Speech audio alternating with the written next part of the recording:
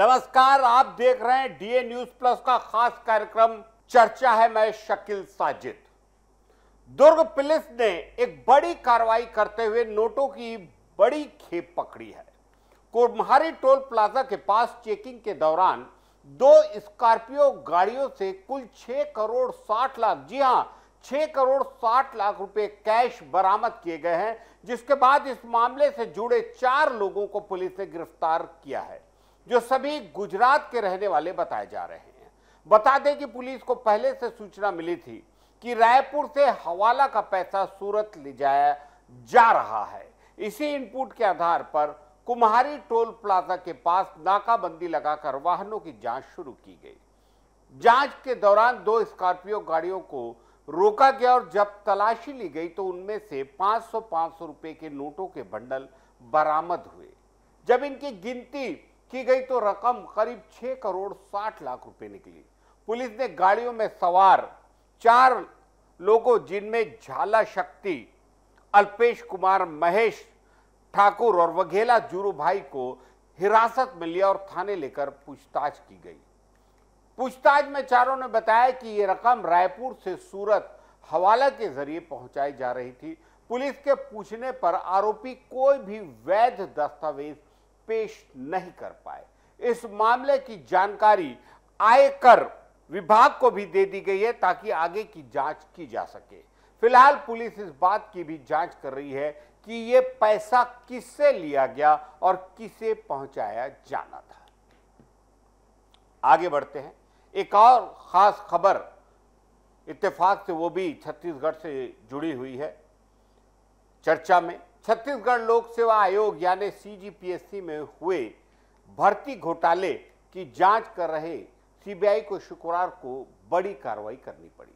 जांच एजेंसी ने पीएससी के तत्कालीन सचिव, रिटायर्ड आईएएस अधिकारी ध्रुव, परीक्षा नियंत्रक आरती वासनिक, टामन सिंह सोनवानी की बहू दीपा आदिल, निशा कोसले और जीवन ध्रुव के बेटे सुमित ध्रुव को गिरफ्तार कर लिया। बता दें कि सभी को रायपुर की सीबीआई की विशेष अदालत में पेश किया गया, जहां कोर्ट ने 22 सितंबर तक रिमांड पर भेजने की इजाजत दे दी। इस ताजा कार्रवाई के बाद इस केस में अब तक कुल 12 लोग गिरफ्तार किए जा चुके हैं। वहीं इससे पहले भी सीबीआई ने कई बड़े नामों में शिकंजा कसा था। पीएससी के पूर्व चेयरमैन टामन सिंह सोनवानी, उनका भतीजा साहिल, नितेश, उप परीक्षा नियंत्रक ललित गणवीर, उद्योगपति श्रवण गोयल, उनके बेटे शशांक और बहू भूमिका कटियार को पहले ही गिरफ्तार किया जा चुका है।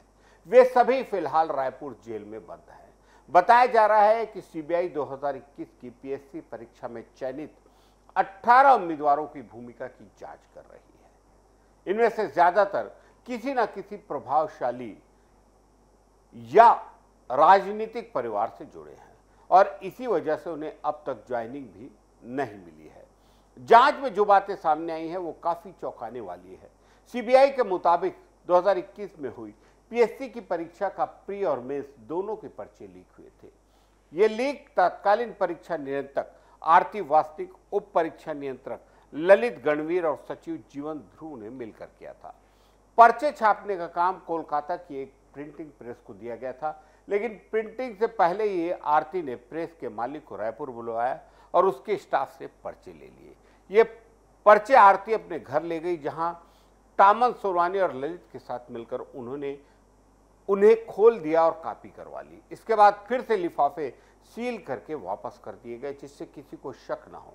जिसके बाद इन लीक हुए पर्चों को टामन ने अपने परिवार के लोगों को बांट दिया। साहिल, नितेश की पत्नी निशा कोसले और बहू दीपा आदिल तक पर्चे पहुंचाए गए। इसके बाद परीक्षा में ये सभी टॉप कर गए। दीपा आबकारी अधिकारी बनी, निशा डिप्टी कलेक्टर, साहिल डीएसपी और नितेश डिप्टी कलेक्टर चुने गए। सचिव जीवन ध्रुव ने भी ये पर्चा अपने बेटे सुमित ध्रुव को दे दिया, जो बाद में डिप्टी कलेक्टर बना। इसी तरह ललित गणवीर ने पर्चा बजरंग पावर एंड इस्पात के डायरेक्टर श्रवण गोयल को दिया। उनके बेटे शशांक और बहू भूमिका ने उसी पर्चे से तैयारी कर पीएससी टॉप किया और डिप्टी कलेक्टर बन गए। सीबीआई अब ये जांच कर रही कि इस पूरे घोटाले में किसे कितना पैसा मिला। बता दें कि आरती वासनिक के दस्तक हर पेपर में हैं, लेकिन अब तक ये साफ नहीं हो पाया है कि उन्हें सीधे तौर पर कितनी रकम दी गई। हालांकि टामन सिंह के कई ट्रांजैक्शन सामने आए हैं जिसमें उन्होंने अपनी पत्नी की ग्राम समिति के खाते में बजरंग पावर की तरफ से 45 लाख रुपए जमा कराए थे। कुछ और ट्रांजैक्शन की भी जांच चल रही है। यह पूरा मामला छत्तीसगढ़ की भर्ती परीक्षाओं की पारदर्शिता पर बड़ा सवाल खड़ा करता है। जिन लोगों को सिफारिश और पैसे के दम पर अफसर बना दिया गया, उनके पीछे एक संगठित गिरोह काम कर रहा था जिसमें पीएससी के बड़े अधिकारी, व्यापारी और नेताओं से जुड़े लोग शामिल थे। सीबीआई अब अगली कार्रवाई में इन 18 चयनित अफसरों से पूछताछ करने जा रही है और अभी भी बहुत सारी परीक्षाएं शंका संदेह के दायरे में आती है। अभी भी पारदर्शिता बेहद जरूरी है। लीजिए एक बिल्कुल ही अलग विषय। बॉलीवुड के मशहूर फिल्म मेकर महेश भट्ट आज 20 सितंबर को अपना 77वां जन्मदिन मना रहे हैं। फिल्म इंडस्ट्री में उन्होंने न सिर्फ कई हिट फिल्में दी हैं, बल्कि कई नए चेहरों को भी लॉन्च किया, जिनमें कंगना रनौत और बिपाशा बसु जैसे नाम शामिल है। लेकिन बहुत कम लोग जानते हैं कि महेश भट्ट का फिल्मी सफर बेहद संघर्षों से भरा हुआ है। एक वक्त ऐसा भी था जब वह पेट्रोल पंप पर जाकर एयर फ्रेशनर बेचा करते थे। इंटरव्यू में खुद महेश भट्ट ने बताया कि जब वो 15 साल के थे तभी से कमाने लगे थे। घर की हालात ठीक नहीं थे और माँ कहती थी कि पैसे लेकर आना वरना घर मत आना। इस दौर में उन्होंने छोटे मोटे काम किए ताकि घर का खर्च चल सके। उन्होंने एक दोस्त के साथ प्राइवेट कंपनी में काम किया, फिर पेट्रोल पंप पर जाकर एयर फ्रेशनर बेचा, यानी जो भी काम मिला वो किया। करीब 19-20 साल की उम्र में उनकी मुलाकात जाने माने निर्देशक राज खोसले से हुई। एक कजन के मदद से उन्हें असिस्ट करने का मौका मिला और यहीं से उनके फिल्मी कैरियर की शुरुआत हुई।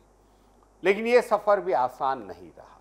शुरुआती दौर में कई फिल्में फ्लॉप हुई और प्रोड्यूसर उनके साथ काम करने से कतराने लगे। महेश भट्ट ने बताया कि इस दौरान एक मौके पर प्रोड्यूसर कुलजीत पाल ने उन पर भरोसा किया। उन्होंने एक कहानी सुनाई जिसमें स्मिता पाटिल और शबाना आजमी को लिया गया।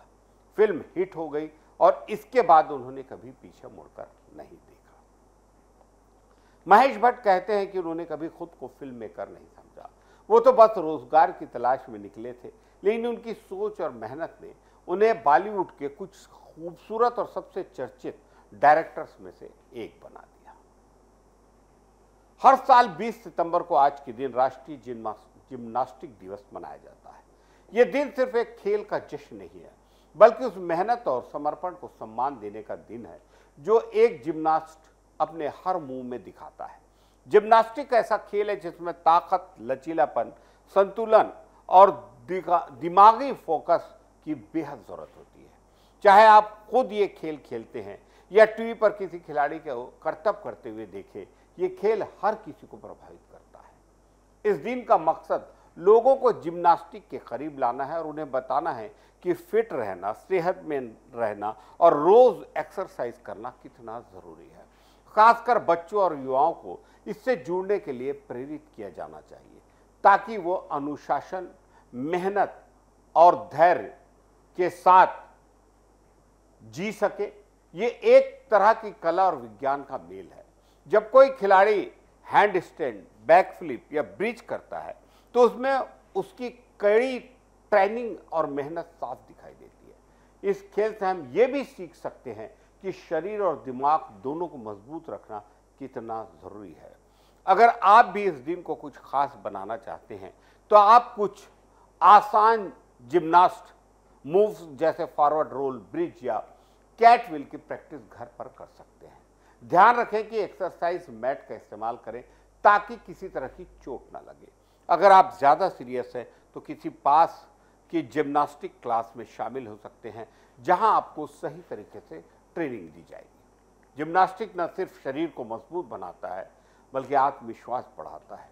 तो इस राष्ट्रीय जिम्नास्टिक दिवस पर खुद के लिए कुछ वक्त निकालें और फिट रहने की दिशा में, सेहतमंद रहने की दिशा में एक कदम आगे बढ़ाएं। आज की चर्चा में फिलहाल इतना ही। बात निकलेगी तो दूर तलक जाएगी। हम कोशिश कर रहे हैं कि बहुत से अलग अलग विधा के मुद्दों को, अलग अलग विधा पे हो रही चर्चाओं को अपनी इस चर्चा में शामिल करें। आपकी प्रतिक्रियाओं का इंतजार रहेगा। इजाजत दीजिए, शकील साजिद को नमस्कार।